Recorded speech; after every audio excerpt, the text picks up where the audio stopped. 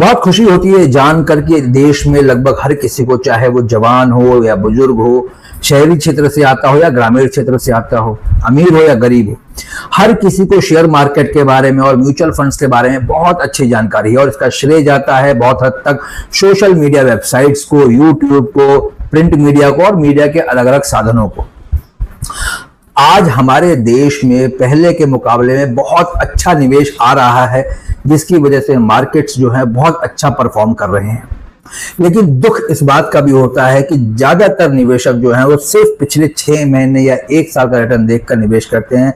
इससे ये साबित होता है कि प्रोडक्ट्स को लेकर तो बहुत अच्छी जानकारी आ गई है, लेकिन आज भी लोग ये नहीं समझते हैं कि असेट एलोकेशन क्या होता है, अपने रिस्क टेकिंग बिहेवियर को वो नहीं जानते, उनका अपना रिस्क एपेटाइट क्या है उसको जज करना नहीं जानते, जिसकी वजह से उनको अक्सर परेशानियों का सामना करना पड़ता है।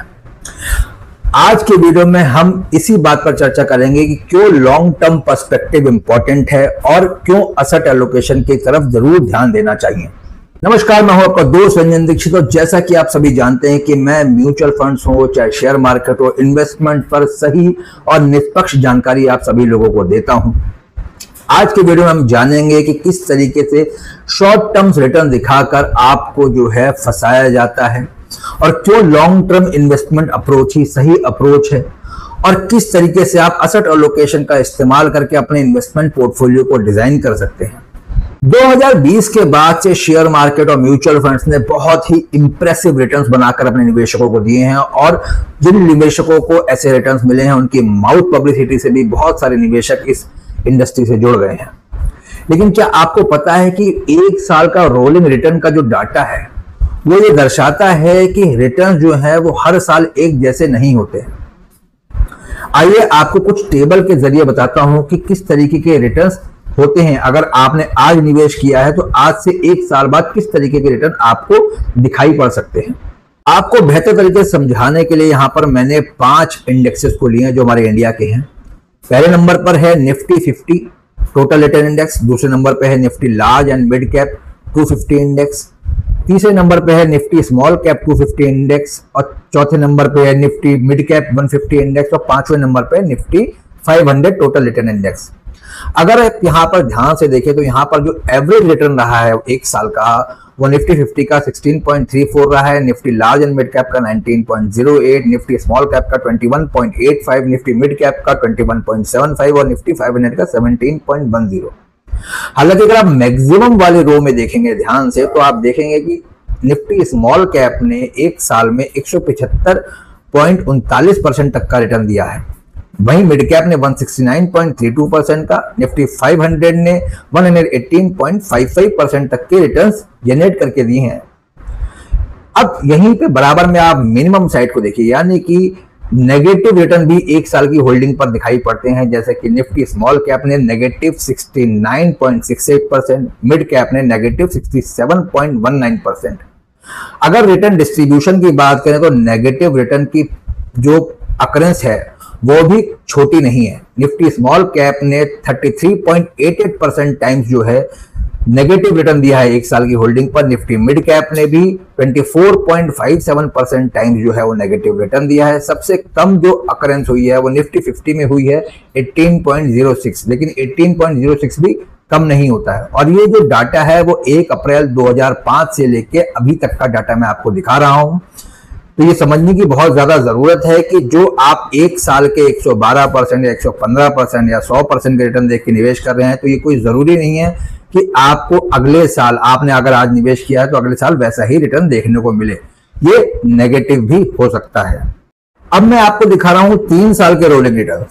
रोलिंग रिटर्न भी थोड़ा सा बता देता हूं कि अगर आपने मान लीजिए कि आज 1 जनवरी को निवेश किया है तो 1 जनवरी से ठीक 3 साल बाद क्या रिटर्न रहा। अगर किसी ने 2 जनवरी को निवेश किया तो 2 जनवरी से ठीक 3 साल बाद क्या रिटर्न रहा। किसी ने 3 जनवरी को किया तो 3 जनवरी से ठीक 3 साल बाद रिटर्न क्या रहा। तो ये हर डेट को काउंट करते हुए दिखाई पड़ रहा है डाटा। यहां पर भी डाटा जो है वो 1 अप्रैल 2005 से लिया गया और ये 3 साल का डाटा है। तो अगर आप 3 साल में भी देखेंगे तो निफ्टी स्मॉल कैप ने 17.59% टाइम जो है वो नेगेटिव रिटर्न दिया है, यानी कि 17.59% का नेगेटिव रिटर्न दिया है 3 साल की होल्डिंग पर भी। निफ्टी मिड कैप ने भी 17.26 नेगेटिव रिटर्न दिया है। और ऐसा कितनी बार हुआ है? 18.86% टाइम जो है निफ्टी स्मॉल कैप 250 ने 3 साल की होल्डिंग पर नेगेटिव रिटर्न दिया है। मिड कैप ने 10.71% और सबसे कम अगर देखें नेगेटिव की अकरेंस जो हुई है वो निफ्टी 50 में रही है 2.35% टाइम्स। तो ये डाटा देख के आपको इतना तो समझ में आ ही गया होगा कि मार्केट जो है वो शॉर्ट टर्म में बहुत ज्यादा अनप्रेडिक्टेबल होते हैं, बहुत ज्यादा रिटर्न भी बना के दे सकते हैं और बहुत नेगेटिव जोन में भी आपके इन्वेस्टमेंट्स को लेके जा सकते हैं। लेकिन जैसे जैसे समय बढ़ता है, जैसे कि 3 साल के रोलिंग रिटर्न में आपने देखा कि मार्केट्स ने उतना ज्यादा नेगेटिव नहीं दिखाया जितना 1 साल में दिखाया था। यहां पर एक चीज और आपको बताना चाहता हूं कि अभी जैसा कि डाटा हमारे पास आ रहा है एमफी से, यह भी दिखाई पड़ रहा है कि लोग सेक्टोरल और थेमेटिक फंड्स में बहुत ज्यादा निवेश कर रहे हैं। सेक्टोरल और थेमेटिक फंड जैसे कि इंफ्रास्ट्रक्चर फंड हो गया, मैन्युफैक्चरिंग से जुड़े हुए फंड हो गए, डिफेंस सेक्टर फंड हो गए, इन सारे फंड्स की भी निवेशकों के बीच में काफी ज्यादा डिमांड और लोग बढ़ चढ़कर इसमें इन्वेस्टमेंट कर रहे हैं। ये फंड जो होते हैं इनकी थीम काफी नैरो होती है और इन्वेस्टमेंट यूनिवर्स काफी छोटा होता है और सेक्टर पर कंसंट्रेशन ज्यादा होता है, जिसकी वजह से आपके रिटर्न जो है लंबे समय तक फ्लैट भी रह सकते हैं, लंबे समय तक नेगेटिव भी रह सकते हैं और तेजी से बहुत अच्छा रिटर्न भी बना सकते हैं। लेकिन ये तीनों ही प्रोबेबिलिटीज रहती हैं, तो इसीलिए असेट एलोकेशन बहुत इंपॉर्टेंट है। असेट एलोकेशन में क्या क्या चीजों का ध्यान रखना है कि इक्विटी हम क्यों निवेश करते हैं, मतलब इक्विटीज में निवेश करने के पीछे वजह होती है कि हम ग्रोथ चाहते हैं।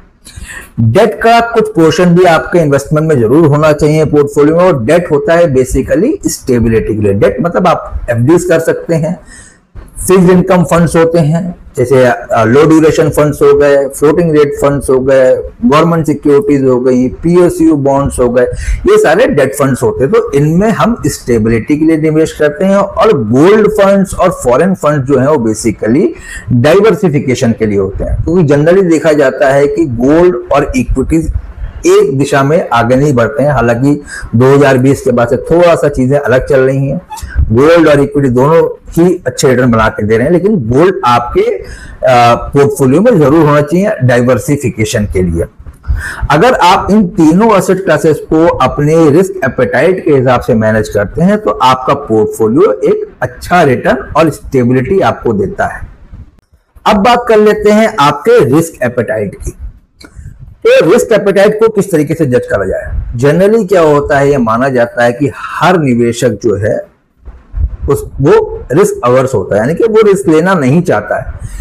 लेकिन कई बार सर्कमस्टेंसेस ऐसे बन जाते हैं कि हम हाई रिस्क टेकर जैसा महसूस करने लग जाते हैं। जैसे कि अगर मार्केट बहुत तेजी से आगे बढ़ता चला जा रहा है और बहुत अच्छे रिटर्न बनाकर दे रहा है और लंबे समय से अच्छे रिटर्न बना के दे रहा है, तो ऐसे निवेशक भी जो कभी शेयर मार्केट में निवेश करना नहीं चाहते थे वो भी सोचते हैं कि नहीं मैं भी निवेश करूंगा। या मार्केट जब बहुत तेजी से गिर रहा होता है तो जिनका रिस्क एपेटाइट अच्छा होता है वो लोग भी ऐसे समय पे मार्केट में से पैसा निकालना शुरू कर देते हैं। तो यहां पर यह समझना आपके लिए अति आवश्यक है कि आपका रिस्क एपेटाइट क्या है। रिस्क एपेटाइट को जज करने के लिए कुछ चीजें होती हैं कि आपके पास क्या कोई शॉर्ट टर्म में ऐसा कोई महत्वपूर्ण गोल तो नहीं है जिसको आपको पूरा करना हर हाल में जरूरी है। तो ऐसे किसी निवेश को आपको इक्विटीज में लेके नहीं जाना चाहिए, यानी कि अगर 3 साल से पहले कोई भी लक्ष्य है जो पूरा होने वाला है तो आपको हाई रिस्क वाले किसी भी इन्वेस्टमेंट एवेन्यूज में पैसा लेके नहीं जाना चाहिए। इनलिक्विड इन्वेस्टमेंट में पैसा लेके नहीं जाना चाहिए, क्योंकि वो हो सकता है थोड़ा समय पहले पूरा होने वाला हो।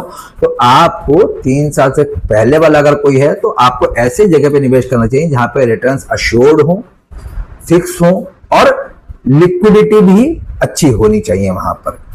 दूसरी चीज, अगर किसी की जॉब अनसर्टेन है और एक व्यक्ति जिसकी जॉब बिल्कुल सर्टेन है, जिसको मालूम है कि उसकी नौकरी को कभी कोई खतरा नहीं है, तो जिसकी नौकरी को कभी कोई खतरा नहीं है उसका रिस्क एपेटाइट थोड़ा ज्यादा होगा उस व्यक्ति के मुकाबले जिसकी जॉब थोड़ी अनसर्टेन है। बिजनेस में किसी की जो आमदनी है वो लगभग एक फिक्स टाइप चलती है और किसी की आमदनी में बहुत ज्यादा फ्लक्चुएशन होता है, तो उनका भी, जिनके में फ्लक्चुएशन ज्यादा है उनका रिस्क एपेटाइट जनरली कम होता है।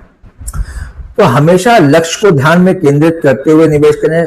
निवेश के लक्ष्य अगर लंबे हैं, समय ज्यादा है, तो आप इक्विटी में पार्टिसिपेट करें। अगर आपका जो गोल है वो शॉर्ट टर्म का है तो आप फिक्स्ड इनकम टाइप इंस्ट्रूमेंट्स में निवेश करें। थोड़ी सी बात बिहेवियर की भी कर लेते हैं यहाँ पर, क्योंकि अक्सर हर इंसान थोड़ा सा लालची तो होता ही है। मार्केट्स अगर बहुत अच्छा परफॉर्म कर रहे होते हैं और वो कंटिन्यूअसली परफॉर्म करते चले जा रहे हैं, तो बहुत से निवेशक जो छूटा हुआ महसूस कर रहे होते हैं वो भी मार्केट में निवेश करने लग जाते हैं। यानी कि पीक तो किसी को मालूम नहीं कि कब मार्केट की पीक बनेगी या कब मार्केट का बॉटम बनेगा, लेकिन कई बार हम हायर प्राइसेस पर अपना इन्वेस्टमेंट कर देते हैं और जब मार्केट क्रैश होने लग जाता है तो हमारा जो इन्वेस्टमेंट था वो नेगेटिव दिखाई पड़ने लगता है, तो हम वहां पर तुरंत निवेश को नेगेटिव में बेच देते हैं। फिर दूध का जला जो है वो छाछ भी फूंक फूंक के पीता है। तो हम ऐसे गलत निर्णयों से बचें। अगर मार्केट गिरा हुआ है तो उसमें घबराने की जरूरत नहीं। अगर आपको तुरंत आवश्यकता नहीं है पैसों की तो आप पड़े रहने दीजिए, मार्केट वापस बाउंस बैक करता है। या अगर आप एवरेजिंग कर सकते हैं, वहां पे और निवेश कर सकते हैं, तो आप एवरेज करिए ताकि आपका निवेश जो है जल्दी नेगेटिव रिटर्न से बाहर आए।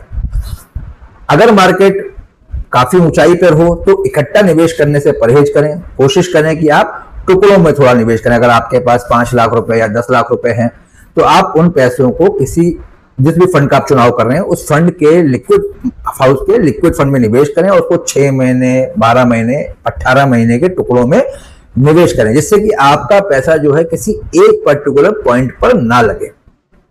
मेरे बहुत सारे व्यूवर्स के इसी तरीके के सवाल आते हैं और मैं ज्यादातर लोगों को पोर्टफोलियोज को देखता हूं जहां पर स्मॉल कैप्स हैवी पोर्टफोलियो है, मतलब ज्यादातर निवेश जो है उनका वो स्मॉल कैप्स में है या अलग अलग कंपनी के 5 स्मॉल कैप फंड्स ले रखे हैं। तो ऐसा करने की आवश्यकता नहीं है, वो ओवर डाइवर्सिफिकेशन हो जाता है। 5 से 6 फंड्स ही काफी रहते हैं अगर आप डाइवर्सिफाइड करके पोर्टफोलियो रखते हैं और सारा पैसा स्मॉल कैप्स और मिड कैप्स में लगा के ना रखें या सारा पैसा सेक्टोरल या थीमेटिक फंड्स में लगा के ना रखें। अपने इन्वेस्टमेंट्स को हमेशा डिस्ट्रीब्यूट करें और एक अच्छा पोर्शन जो है वो लार्ज कैप्स में लगा के रखें, क्योंकि लार्ज कैप्स जो है वो स्टेबल होते हैं, मैनेजमेंट उनका काफी बड़ा होता है, तो वो ज्यादा बढ़िया रहते हैं। क्योंकि मार्केट जब गिरता है तो वो उतनी तेजी से नहीं गिरते जितनी तेजी से स्मॉल कैप्स और मिड कैप्स गिरते हैं। और अगर कभी कोई ऐसी अपॉर्चुनिटी आती है जहां पे आप देखते हो कि नेगेटिव जोन में मार्केट चल रहा है, मार्केट गिरा हुआ है, तो उसको आप अपॉर्चुनिटी की तरीके से देखें। उसको ये ना समझे कि यार मार्केट इतना तेजी से नीचे गिर गया, हमें अपना निवेश को निकालना चाहिए। वो निवेश निकालने का समय नहीं होता है, वो निवेश करने का समय होता है।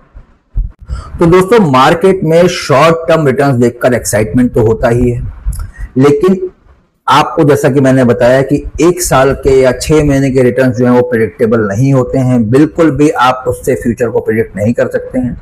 तो हमेशा ध्यान रखें कि आप अपने गोल्स को बनाएं, अपने इन्वेस्टमेंट को उन गोल्स के साथ अलाइन करें, लॉन्ग टर्म पर्सपेक्टिव रखें, एसेट एलोकेशन के द्वारा निवेश करें। उससे आपके निवेश पर आपको बहुत अच्छा रिटर्न मिलेगा, ये गारंटीड है। लेकिन निवेश लंबे समय का होना चाहिए। म्यूचुअल फंड्स में बहुत सारे तरीके के प्रोडक्ट्स आते हैं, शॉर्ट टर्म के लिए भी आते हैं, 2 साल के लिए, 1 साल के लिए, 6 महीने के लिए, हफ्ते भर के लिए भी और लॉन्गर टर्म के लिए भी। लेकिन कौन सा प्रोडक्ट का चुनाव करना है वो बेहतर आपको आपका फाइनेंशियल एडवाइजर, अच्छा फाइनेंशियल एडवाइजर बता सकता है। तो उम्मीद है कि आपको आज का वीडियो पसंद आया होगा। अगर कोई भी मन में सवाल हो किसी भी प्रकार का तो please type in the comment box और इस वीडियो को अपने दोस्तों और रिश्तेदारों के बीच में शेयर करना मत भूलिए ताकि वो लोग भी इस जानकारी का पूरा फायदा उठा पाए। Thank you.